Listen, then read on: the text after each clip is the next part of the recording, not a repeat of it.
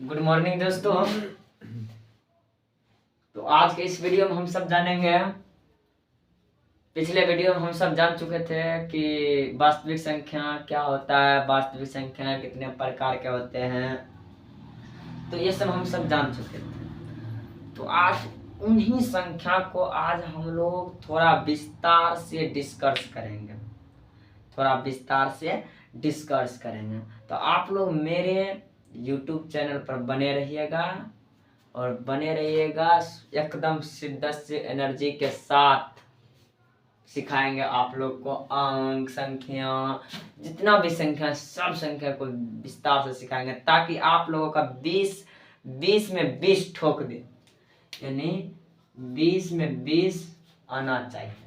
तो सबसे पहला नंबर हम यही चाहेंगे कि मेरे पॉलिटेक्निक स्टडी चैनल को सब्सक्राइब जरूर करो एवं लाइक फॉलो ज़्यादा से ज़्यादा शेयर करें ताकि उस दोस्तों का भी बन सके लाइफ। तो हम सब जानेंगे पहला अंक क्या होता है, ज़्यादा ज़्यादा नहीं बात करेंगे।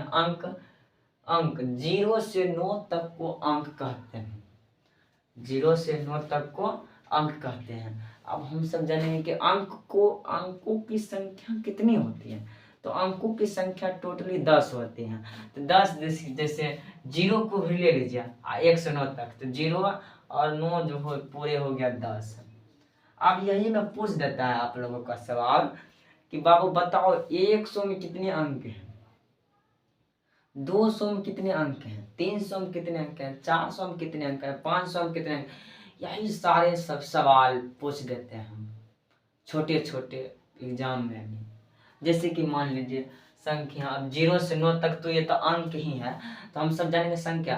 अंकों का जो समूह होता है ना, अंकों का जो समूह होता है उसी को हम सब संख्या बोलेंगे। जैसे अंकों का समूह क्या होता है देखिए, 10, 11, 12, 13, 14, 15, 100, 150, 200, 300, 400, ये सब जो है अंकों के समूह हो गया। जैसे मान लीजिए हम 400 लिख दिए तो ये अंकों का समूह हो गया।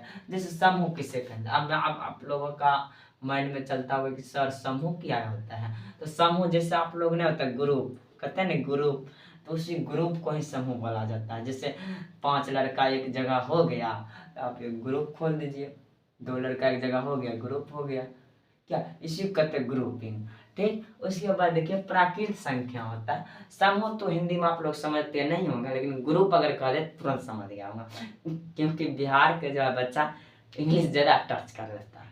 उसके बाद होता है प्राकृत संख्या, गिनती की संख्या का प्राकृत संख्या कहता है। अगले वीडियो में, पिछले वीडियो में भी हम सब बताए गिनती की संख्या को प्राकृत संख्या कहते हैं। जैसे 1 2 3 4 5 101 102 103 100 मान लीजिए, ठीक, प्राकृत संख्या। उसके बाद पूर्ण संख्या 0 1 2 3 4, इसमें शून्य लगा दीजिए, हो गया पूर्ण संख्या। शून्य सहित गिनती की संख्या को पूर्ण संख्या कहते हैं। उसके बाद है परिमेय संख्या। आप परिमेय संख्या थोड़ा अच्छा समझिएगा क्योंकि परिमेय संख्या में बहुत सारे बच्चे जो है ना क्या होता है गिर जाता है। और वो परिमेय संख्या को कहते हैं रेशनल नंबर, और वो परिमेय संख्या कहते हैं आई रेशनल नंबर। तो रेशनल नंबर मतलब हो गया कि जिसे P/Q के रूप में लिखा जाता है। अब मान लीजिए जिसे माँ बाप के रूप में लिखा जाता है उसे परिमेय संख्या कहते हैं। यानी कि जैसे कि हम मान लेते हैं, आप कोई पूछ देगा मम्मी बट्टा पप्पा क्या है, परिमेय संख्या। मम्मी बट्टा पप्पा क्या है, परिमेय संख्या। आप उसी में पूछ देगा कुत्ता और बट्टा बिल्ली क्या है, परिमेय है वो परिमेय, तो बताएंगे परिमेय। देखिए हम उदाहरण के स्वरूप जा रहे हैं, ये सब नहीं कि फालतू उदाहरण लेकर जा रहे हैं, उदाहरण के स्वरूप। तो कुत्ता बट्टे बिल्ली को हम सब कहेंगे क्या चीज, कुत्ता बट्टे बिल्ली, यानी परिमेय संख्या। मोबाइल बट्टा इंस्टाग्राम बट्टा फेसबुक बराबर परिमेय संख्या हो गया। सिर्फ इसमें ई रेखा का अंतर है बाबू, दोनों को मिला दीजिए कुछ नहीं होगा। ठीक, तो चलिए, तो आप लोग परिमेय संख्या अच्छे से बुझ गए होंगे। उसके बाद अपरिमेय संख्या, √2, √3, जिसका वर्गीय मूल नहीं निकले, जिसे p/q में नहीं लिखा जाता, उससे हम क्या कहते हैं, अपरिमेय संख्या।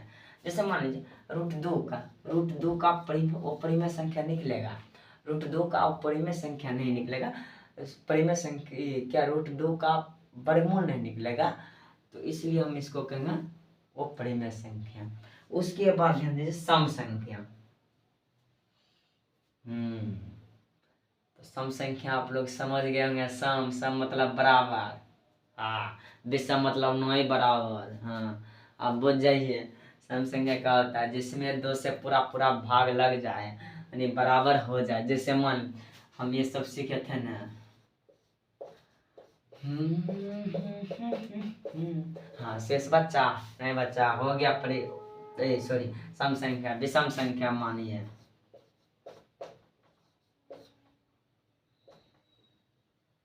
शेष बच गया, हो गया विषम संख्या।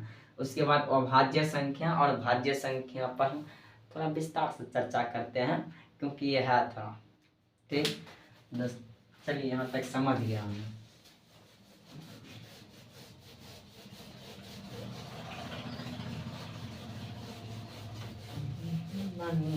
धीरे धीरे चलना है और बेसिकली ये नहीं करना है कि नहीं समझे हैं। देखिए अभाज्य संख्या क्या होता है, अभाज्य संख्या क्या होता है, अभाज्य संख्या हम बोलते हैं, आप लोग लिख लीजिएगा,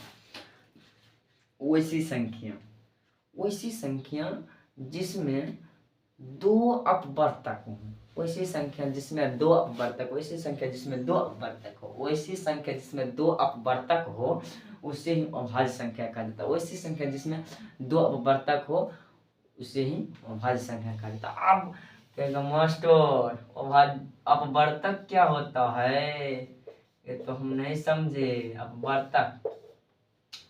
अपवर्तक मतलब आप लोग डिवाइडेड समझते हैं, डिवाइड मतलब भाग। जैसे मान लीजिए कोई एक अंक ले लीजिए, जैसे ले लिया हम 2 ले लिया, 3 ले लिया, और क्या ले 5 ले लिया, 7 ले लिया, चलिए 4 ले लेते हैं। अब उसके बाद समझे ऐसे भी लिख सकते हैं, वैसे संख्या जिसमें एक और स्वयं से भाग लग जाए, उसे ही अभाज्य संख्या कहते हैं। इसमें देखिए 1 से लग गया और स्वयं से लग गया, इसमें देखिए 1 से लग गया और स्वयं से लग गया, इसमें देखिए 1 से लग गया और स्वयं से लग गया, इसमें देखिए 1 से लग गया और स्वयं से लग गया।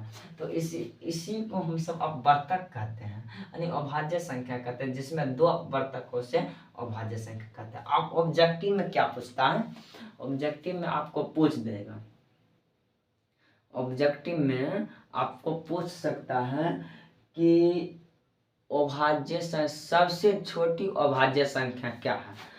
ऑब्जेक्टिव में आप लोगों को पूछेगा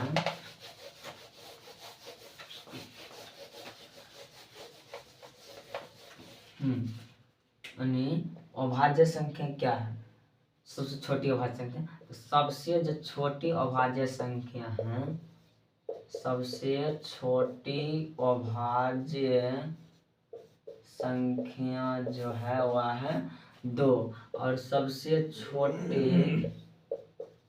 छोटे भाज्य संख्या जो है वह है 4। अब भाज्य संख्या की बात करते हैं, भाज्य संख्या क्या होता है। तो दोस्त भाज्य संख्या क्या होता है, जिसमें लिखते चलिएगा, जिसमें 2 से अधिक अपवर्तक हो, उसे भाज्य संख्या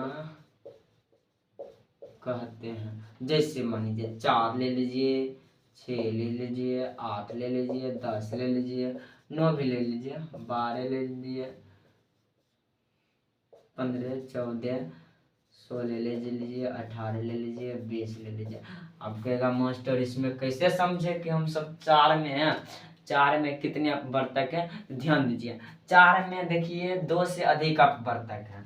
चलिए ये सब साफ करते हैं, ये सब समझ गए होंगे। सबसे छोटी भाज्य संख्या 2 और सबसे छोटी भाज्य संख्या 4। हम एक बार और समझते हैं। देखिए, तो सबसे छोटी जो भाज्य संख्या 4 कैसे मान, देख एगो 4 ले लेते हैं, एगो 6 ले लेते हैं, 8 ले लेते हैं, 3 भी लेते हैं। देखिए इस सब जो हम वर्तक निकालते हैं, देखिए इसमें 1 से भी खाएगा, 2 से भी खाएगा और स्वयं से खाएगा, क्योंकि हम बोले हैं जिसमें 2 से अधिक वर्तक हो उसे भाज्य संख्या कहते हैं। इसमें 2 से अधिक है ना, इसलिए वह यह जो है भाज्य संख्या होगा। उसके बाद 6 में ले लेते हैं, 1 ले लिए, 3 ले लिए, 6 ले लिए, इसमें भी 2 से अधिक है ना 6, ठीक। उसके बाद इसमें भी 1 ले लिए, 2 ले लीजिए, 4 ले लीजिए और एगो 8 ले लीजिए। हम तो 2 ही ना बोले, इसमें 4 हो गया, इसलिए यह सब क्या है, भाज्य संख्या होगा। तो आप लोग हाई होप जो आप लोग समझ गए होंगे। तो अगले नेक्स्ट वीडियो में हम सब जानेंगे ऑब्जेक्टिव, कुछ कुछ ऑब्जेक्टिव लेकर आएगा और उसको हम सॉल्व करेंगे, ठीक। यानी प्राकृत संख्या, पूर्ण संख्या, इसी पर हम और HCF और LCM सिखाएंगे अगले वीडियो में। जय हिंद। चलिए जय हिंद।